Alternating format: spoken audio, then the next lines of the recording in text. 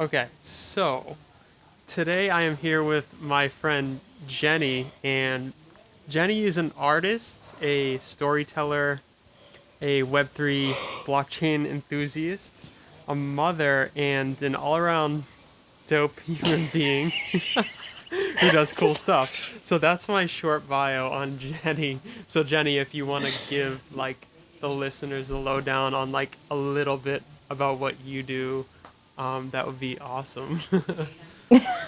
I mean, you kind of summed it up there. Just all around dope human being. Yeah. Yeah, I make stuff. I draw. I use AI. I write. I help a lot of people. That was my main goal, actually, is helping people coming into the NFT, blockchain, Web3 space. And yeah, I'm a mom of four, so I'm kind of constantly doing something and up to my elbows in mess, but it's okay. Uh-huh.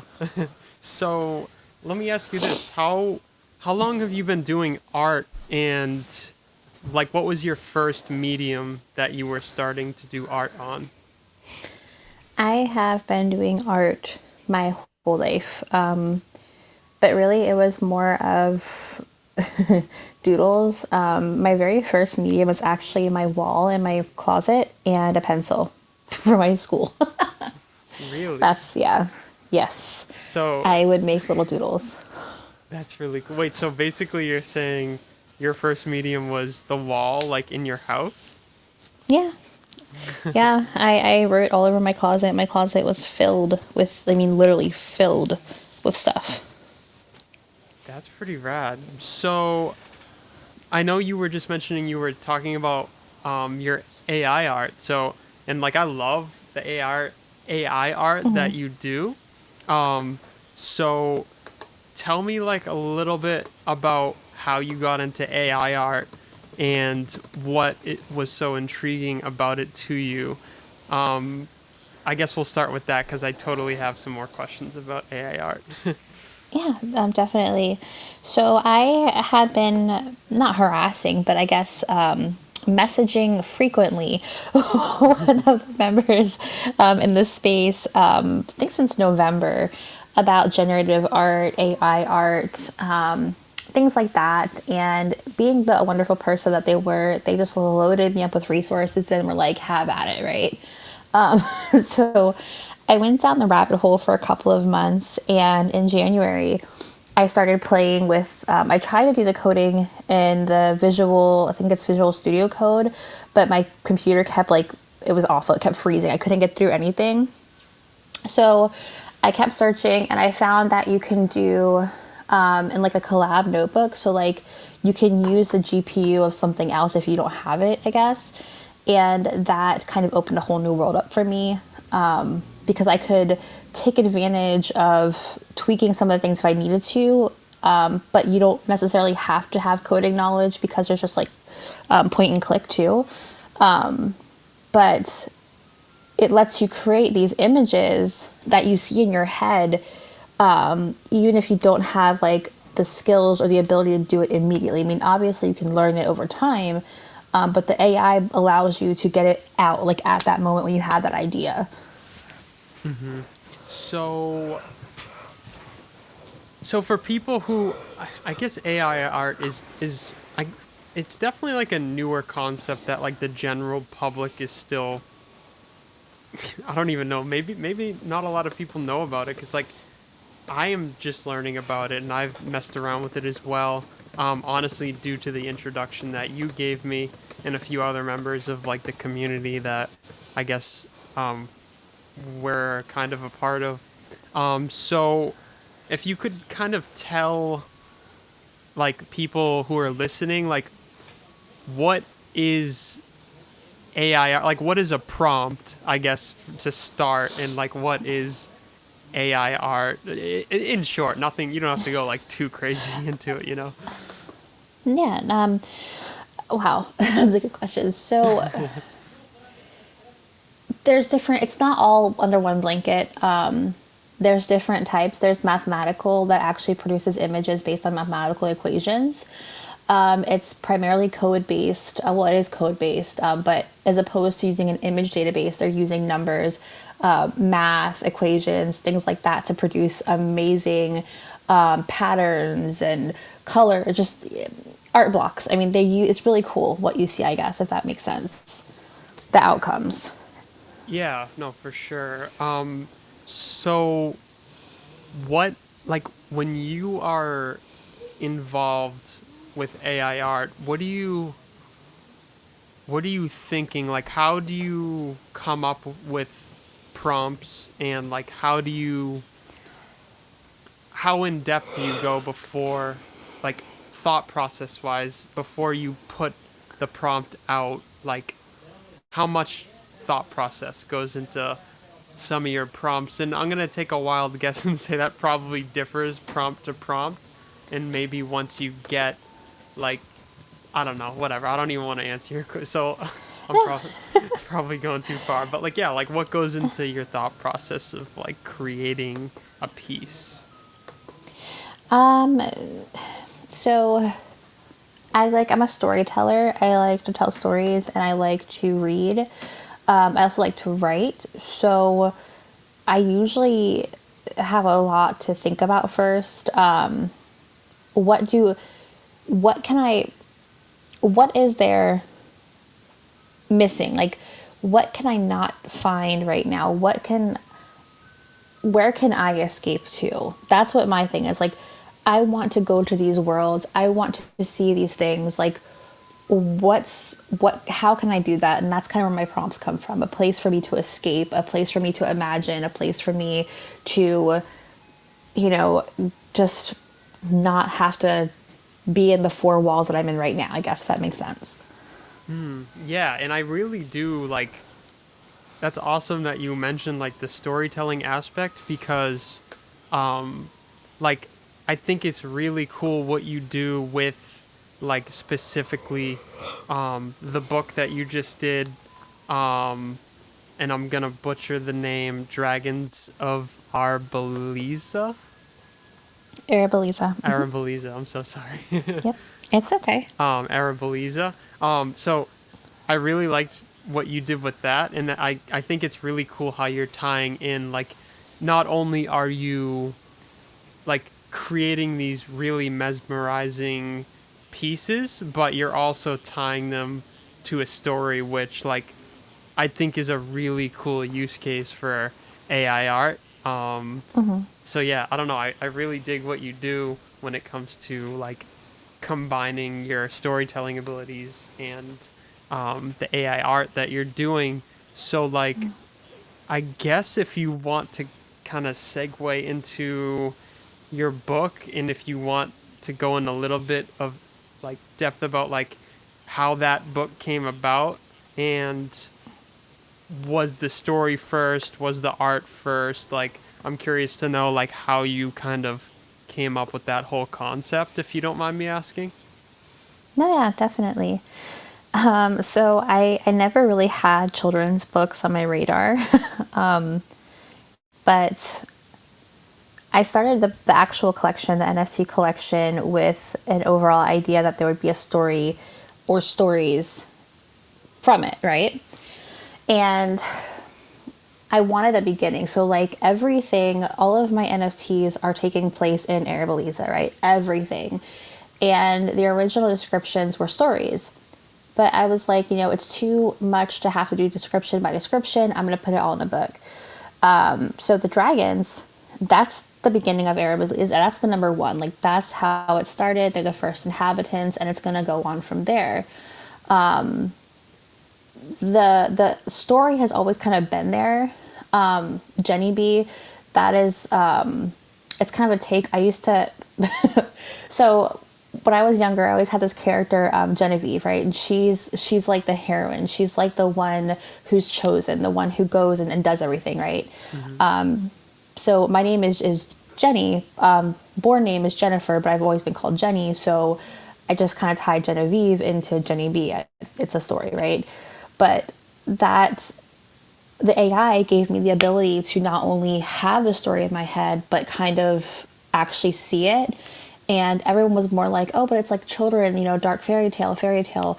So that's how I ended up doing the children's book instead of the other type of book I was originally going to do.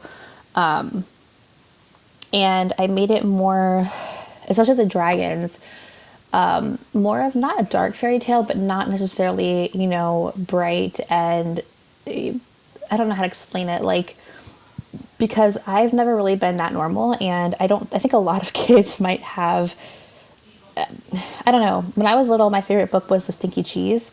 So I kind of I wanted something that was beautiful and interesting, but not cookie cutter, I guess.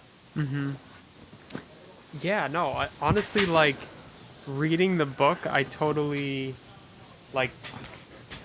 I don't know. I was very intrigued, and I'm not. I'm just like being completely honest.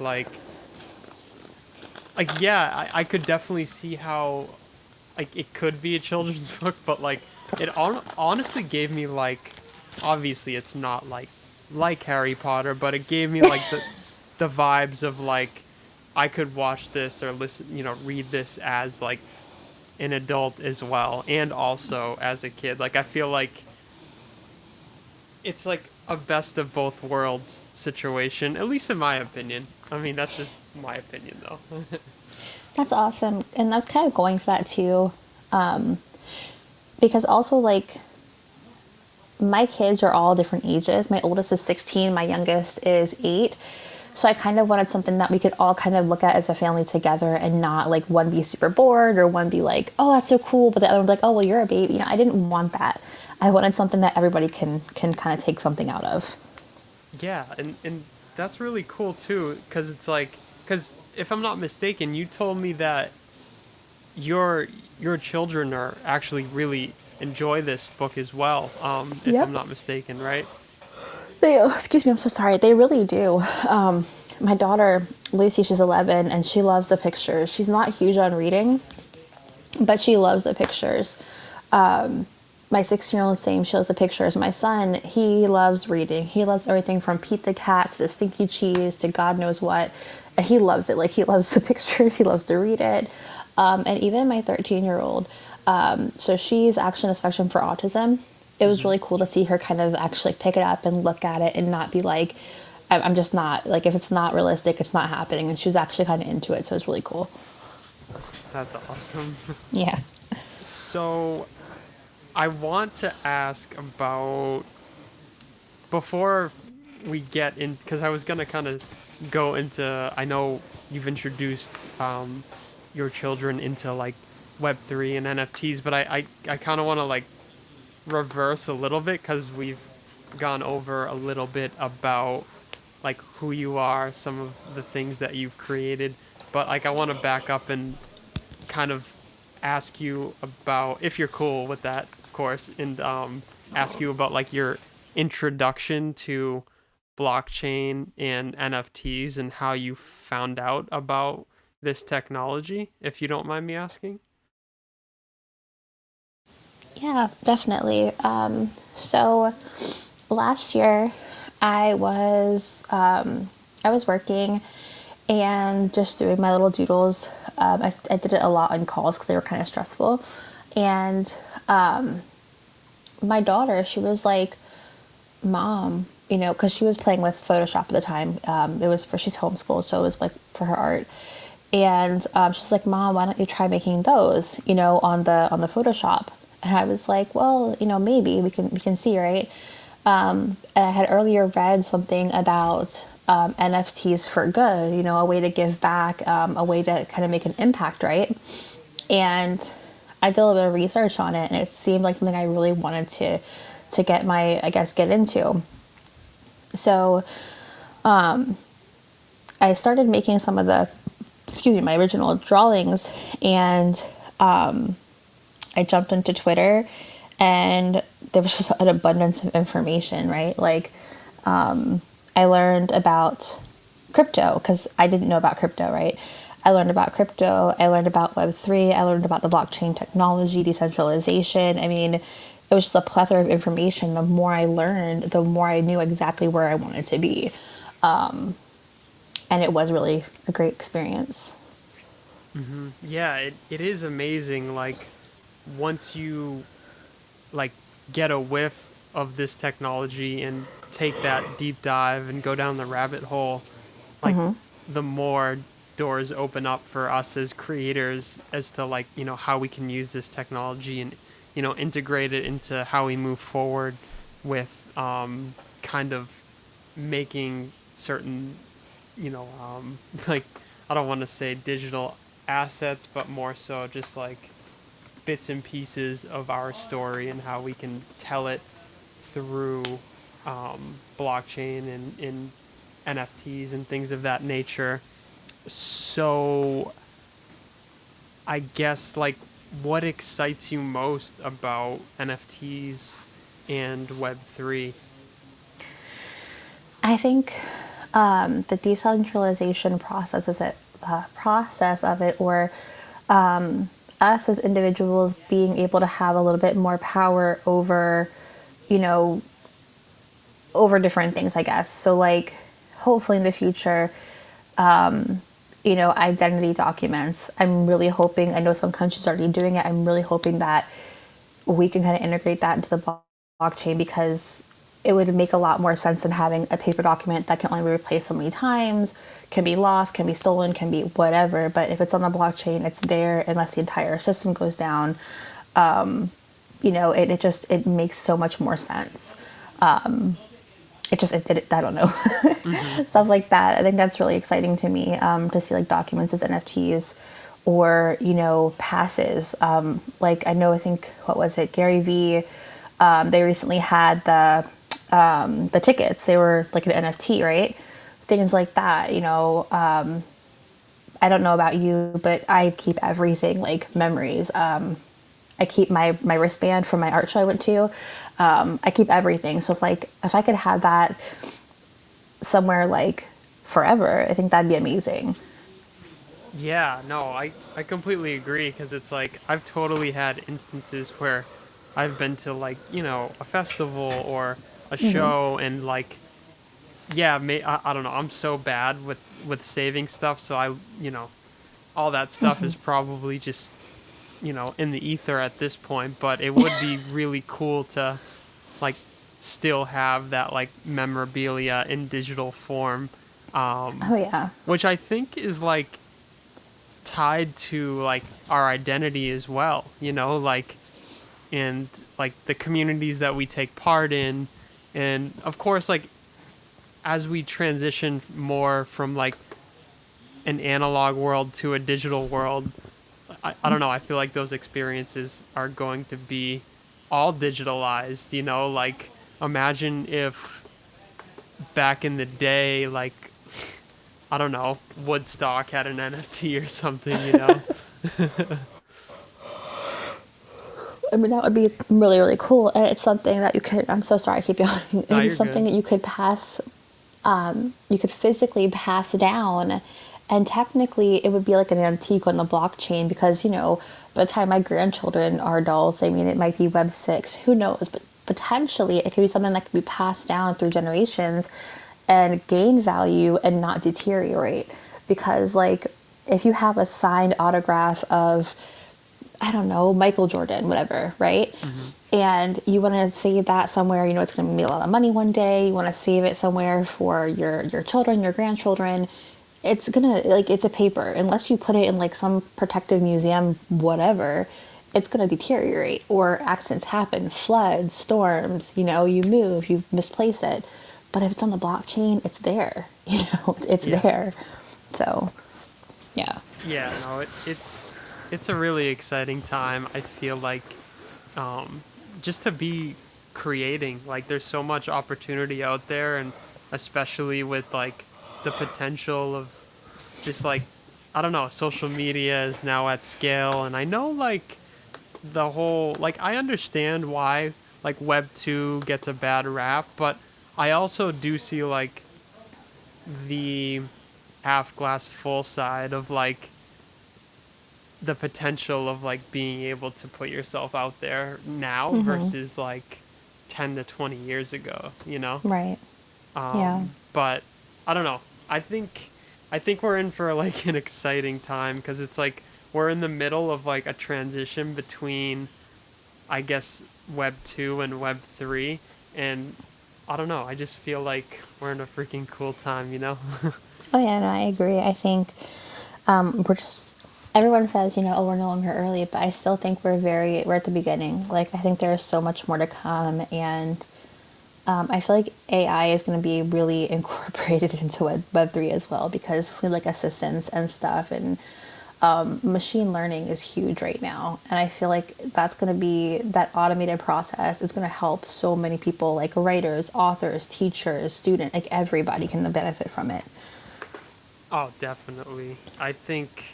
I mean, it's pretty wild just to like even like some of the things you can do with AI that aren't even necessarily tied to like Web 3 like I don't know, Quillbot or something Yep. is like have you heard of Quillbot? I think that's the one I'm not sure if it's the same one that someone showed me, but for example, they literally just put an idea in. It was like the idea about my book. And I swear this machine like wrote 3 paragraphs that were like the most interesting thing I ever read in my life. It was crazy. That's pretty wild. Yeah. Yeah, cuz you can like literally put in like a whole paragraph and then you could have the AI like whatever, we're going off on a rant now, but you could have like the AI like paraphrase the whole thing and have it That's like create a whole different like paragraph from what you wrote. that's crazy. Yeah. Yeah. But no, I'm like I don't know. It is pretty wild because I honestly would have never learned about AI and like I knew about it a little bit, but like ever since I've gotten involved with like the Web3 community and like you and a few other people, like whatever, I don't want to just start dropping names cuz I don't want to like if people aren't cool with that, but you know you probably know like who I'm talking about. But like I don't know. I think it's really awesome that you probably as well have been exposed to like all of this like I guess they call it alpha or whatever, but just like really interesting people who know a lot of things that I would have and maybe you would have never known unless like, you know, Oh you yeah. like the Web3 if you weren't involved with the Web3 space. Oh yeah. But okay.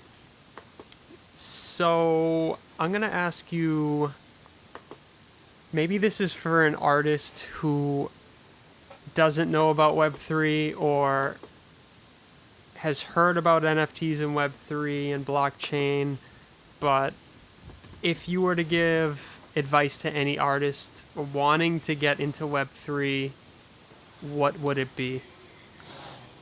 Sorry, give me 1 second. I'm Yeah, so yeah. so sorry. Take your time.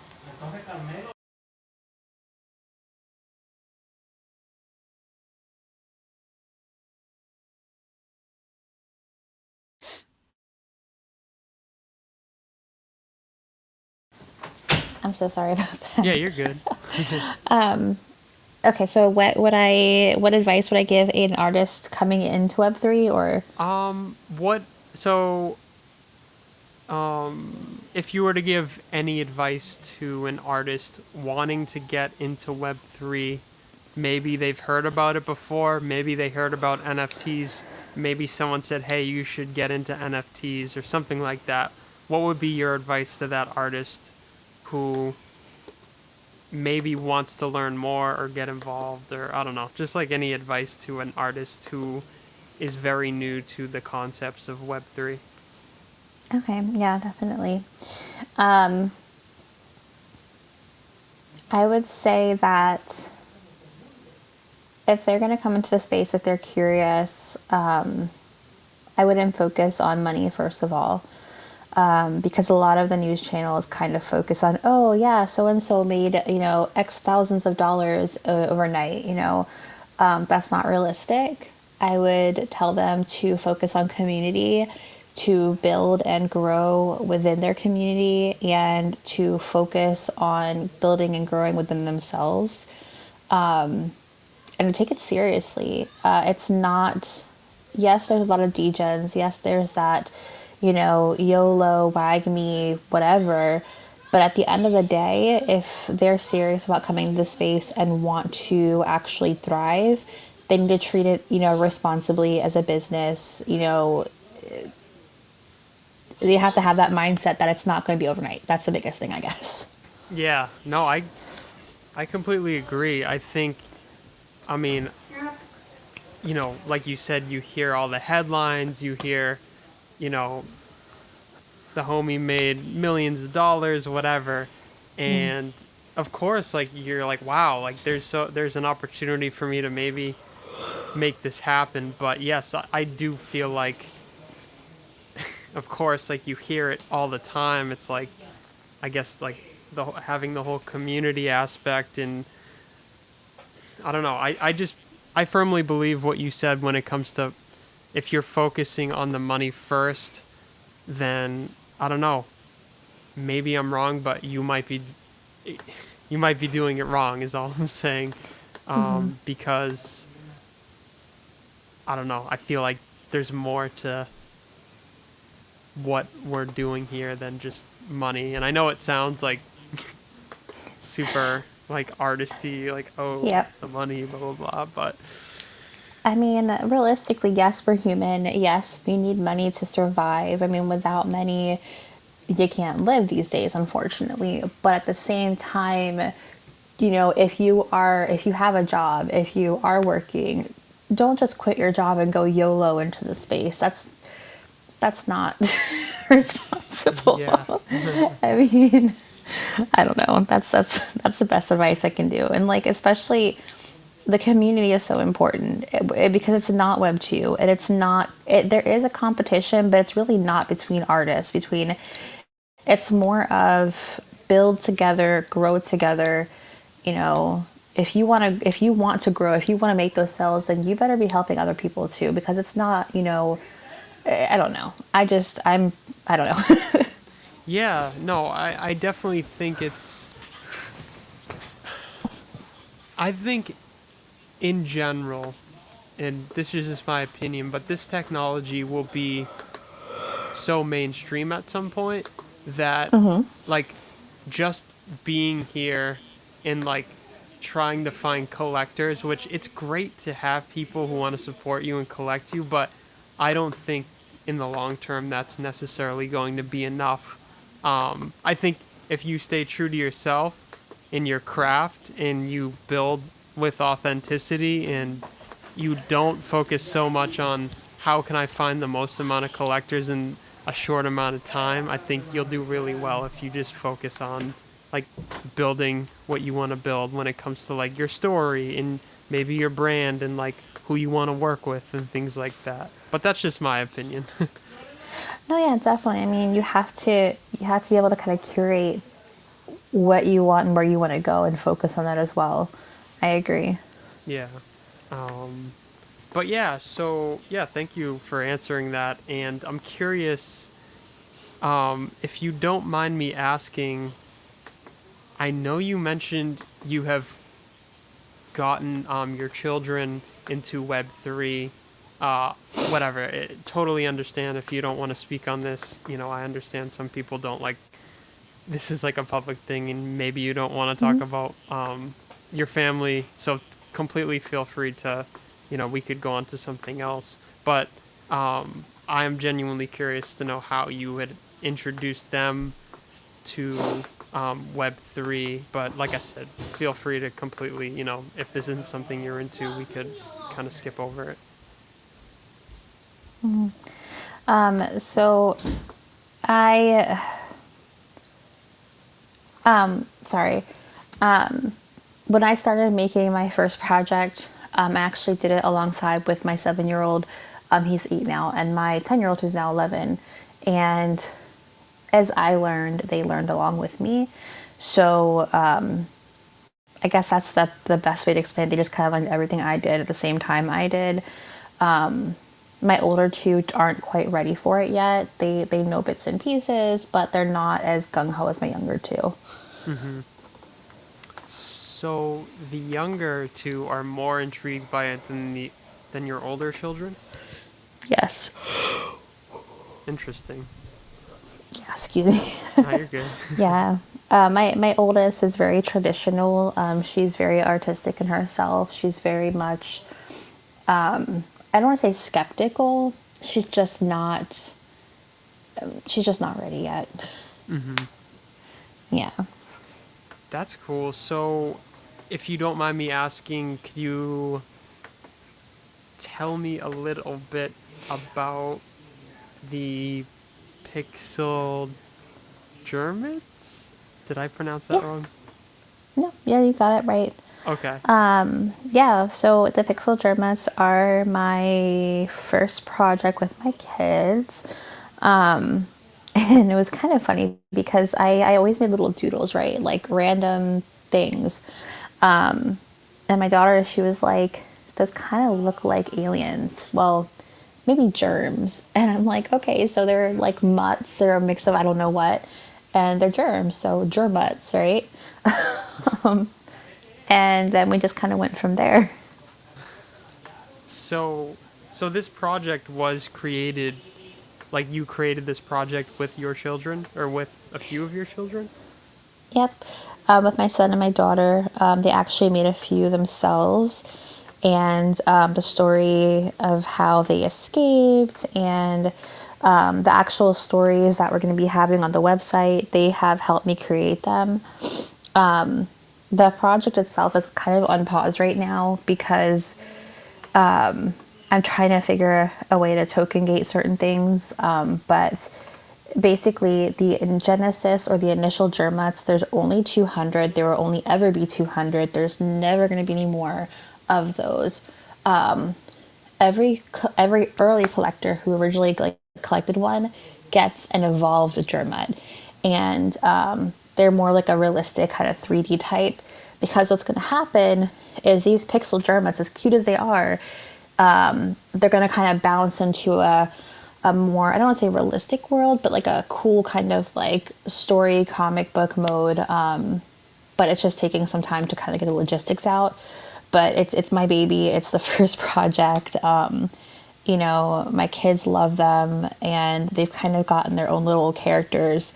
I actually can't wait for everyone to see them. Just got to get everything fixed before I release it because I don't want it to look rushed or, you know. Yeah, no, I feel you. That's awesome because I remember. So, did some of those collectors get the airdrop yet, or are you still doing that? Oop, I'm so sorry. no, you're good. My, I'm sorry. I didn't hear because my daughter was coming in the room. Yeah, no worries, no worries. I was curious to know, did your Pixel Germits collectors get the airdrop of the more realistic Germits yet? They are, and that's the thing. So they are coming out little by little. Right now, I think I don't know what number I'm on. I gotta check. The evolved Germats are currently, they're coming out little by little.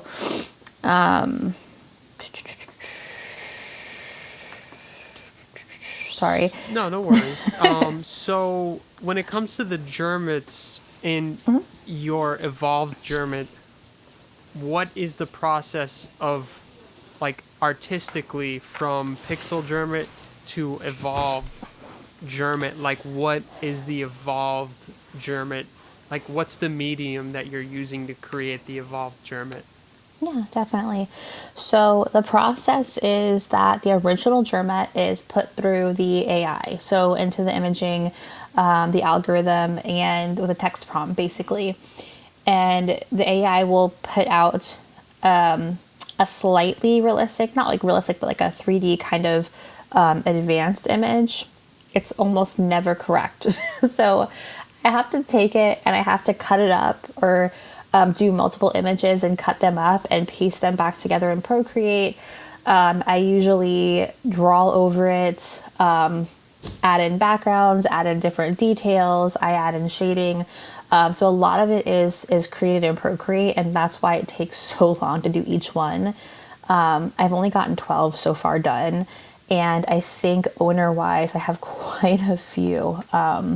But yeah, it's a process.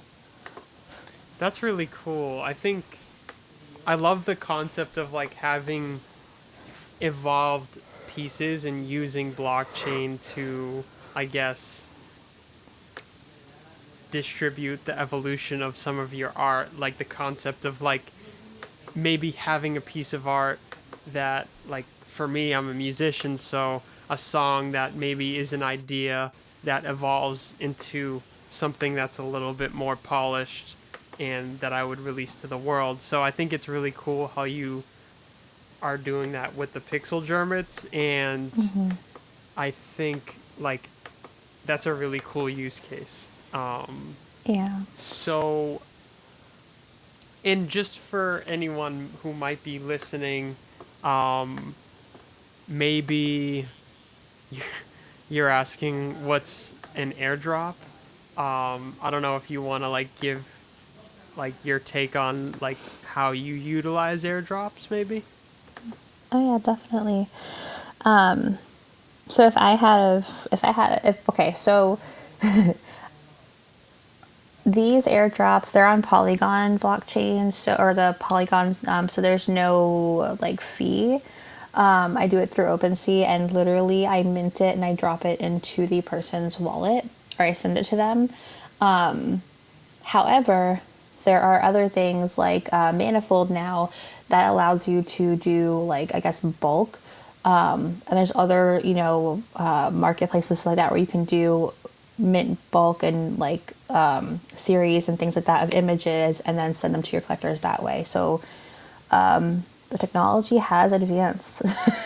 Yeah, I think airdrops are a really cool concept because, and basically, for example, if someone bought one of Jenny's NFTs and now Jenny has that wallet address that's attached to that NFT, Jenny can then give that person more, I guess, NFTs or tokens because they have that wallet address and that person holds NFTs of hers. So it's like you have access to someone, not access to their wallet, but you have, yeah, not like compromised, but having someone's wallet address, you have the ability to give them more, you know, things that could be potentially attached to maybe the story that you're trying to tell.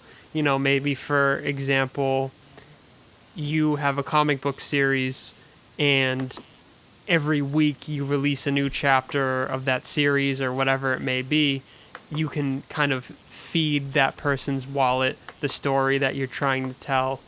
That's just, I guess, an example. But yeah, for anyone who might not know what airdrops are, but that's really cool. So the pixel germits are on Polygon, and I think it's really cool that not only are you on, Polygon, but you're on other chains as well. So I'm curious to know what your thought process is in on different blockchains and how the Web3 artists might be able to utilize different blockchains, or do you see a world where multiple blockchains will have each use case? Or I'm curious to know like what your thoughts on different blockchains are at this moment in time and where we may be heading, because I think you have certain people who are in, specifically just Ethereum, or you have people who are specifically just, Solana. And I think it's really cool how you are across many blockchains. So I would love to know what you think about the Web3 artist and how they could utilize different blockchains. Yeah, definitely. So Ethereum is like obviously I want to say the old man of blockchains, but it's like, there's a lot of Fmaxis. Everyone wants to, like, the big collectors are on it. You see like on Super Rare, you see like on an Origin, these huge sales for like, 50 plus ETH or whatever, right? And that's like the place to be. But if you look at it from I don't want to say like a universe standpoint, but like the impact it has, right? There's going to be like the okay, so there's like a bunch of coming, supposedly, right? But it's not here yet. Mm-hmm. But if you go over to like, I think I don't know how to pronounce it, but like Tezos, right? Mm-hmm.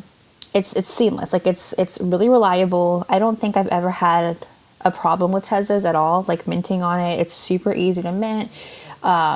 It's friendly. Like it's not. They're clean. It's not gonna like tear up the environment, and you don't have to. It's a lot better for the environment, I guess. And it's still, I don't want to say the newer stages, but it's not as discovered yet.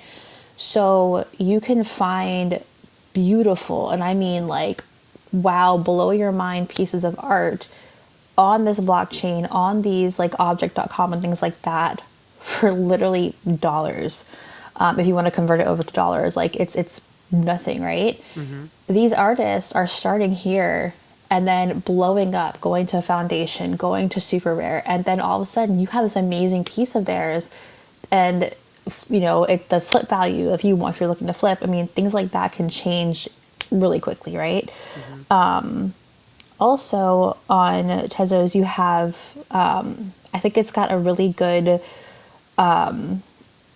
chance for gaming in the future. I think that's something that can definitely be seen on Tezos.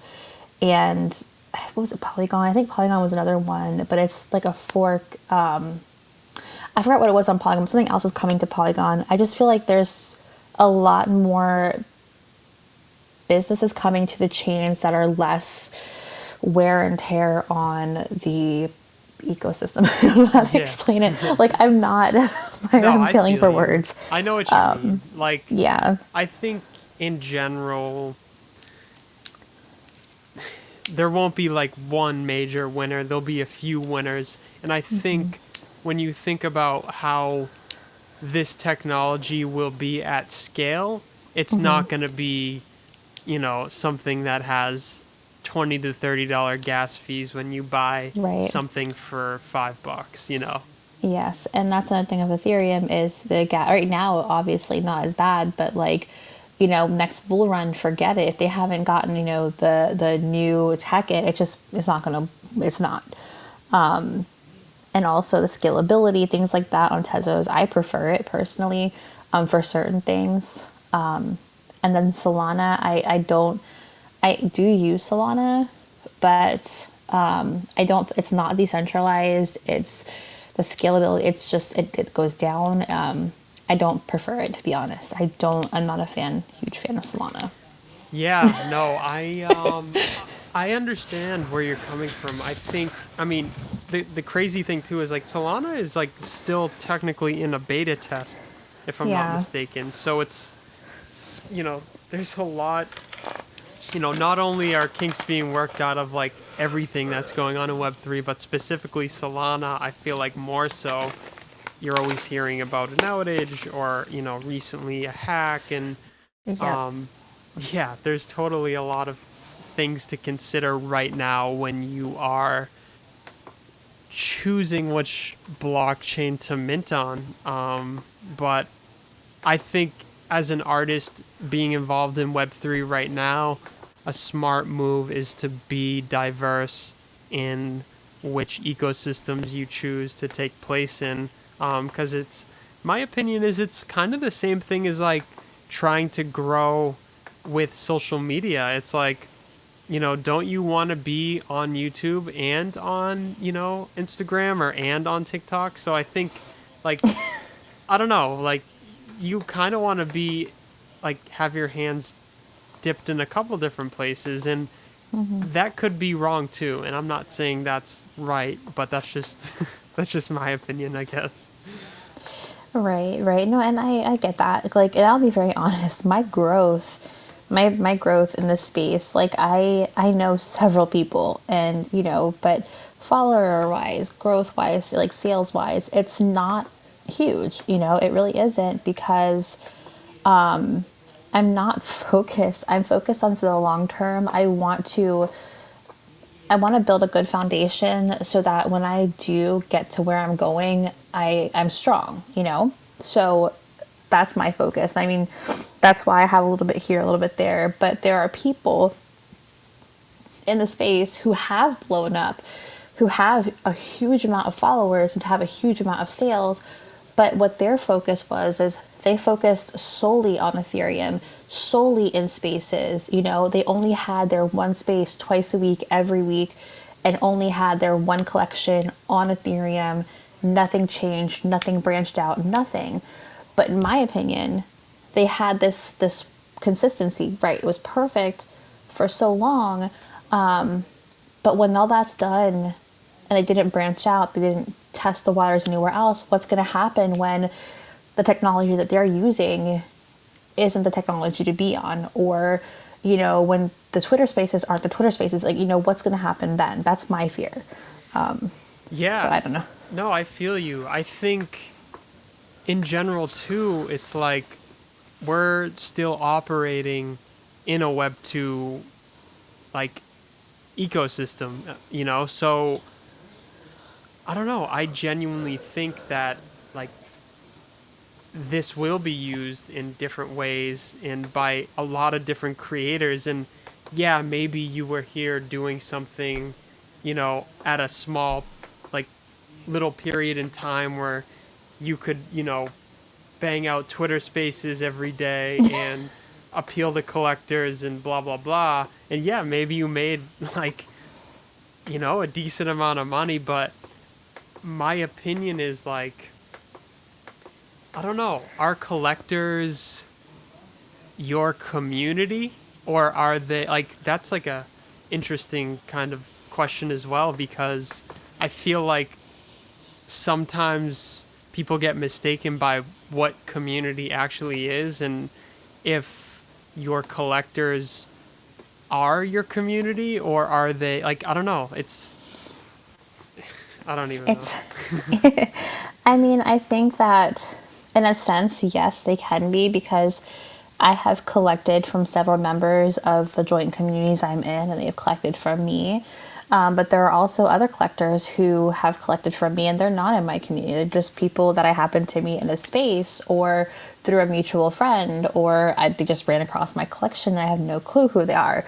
But I feel like it's I don't even know. You're right. It's like, I don't know. I will say that there's a very fine line though between your community and your collectors and togetherness, because when does it become an exchange? So you buy from me, I buy from you. The money is changing hands, but there's no accumulation, I guess, if that makes sense. Like that's Yeah. yeah. So I don't So know. it's like you're saying, okay, so like I bought from you, you bought from me, but at the end of the day, the ecosystem is like isn't growing due to the fact that it's just you giving ETH to person A and then person A giving ETH back to you. Yes. Sorry. Yeah. That's a better example. Yeah, no, it's totally an interesting point, and like I don't know, how do we kind of get more people involved too? Like, is like also another question. But I guess we could come off that because that's like That's like that's like a. a crazy. We could do like a whole other interview for that. Oh yeah. But I guess we'll start to wind it down, and I will ask you, I guess, what is on the horizon for Jenny B? Oh wow. Well, honestly, I am not, and this is not for forever, but it's for right now. Aside from the evolved Germats, I will not be posting on OpenSea anymore. All future art is going to be on Foundation, Object, or Known Origin, because, and I have Maker's Place as well. But those are the main areas of where I'm going to be putting my work. I plan to get back in spaces. I have 2 spaces scheduled for this upcoming week. I'm really excited because I have an amazing person who is going to be hosting with me and co-hosting with me. So we're going to like kind of switch off. Nice. And she's an OG in the space. So I'm super excited. So that's going to be happening here soon. I've been designing. I'm going to be doing a lot more merch. And when I say merch, I mean if my design can go on it, then it's going to be for sale. Yeah. And I did apply for some grants. I want to expand into real physical world. I feel like a good place to kind of onboard Web3 is by physically, stickers, flyers, things people can, like tangible items people can hold to kind of draw them in and be like, hey, I did this because I was here. This is where I got the opportunity and the freedom to do this, right? And of course, my books. I plan to do 5 total, or it was 5 total. The first one's already out, and then I'll have 4 more to kind of bring the whole Arabaliza full circle. I'm working on the second one right now, and that's pretty much everything for right now. Cool. No, well, I've got a lot going on. no, that's awesome to hear. And I just want to say, like, again, it's like super nice, like knowing you, and I'm glad like we kind of got to connect through, I guess, Twitter, and through, I guess, the communities that we interact in. So yeah, I appreciate you kind of taking your time to tell the world a little bit about yourself and what you're doing and how you use Web3, the little bit of behind the scenes about your art. So yeah, thank you for taking the time, and everyone should go check out Jenny's links that are probably going to be in the description, because she does really cool stuff and y'all should check it out. So yeah, thanks Jenny for coming on, and yeah, I think that's where we'll cut the recording. Peace out, y'all.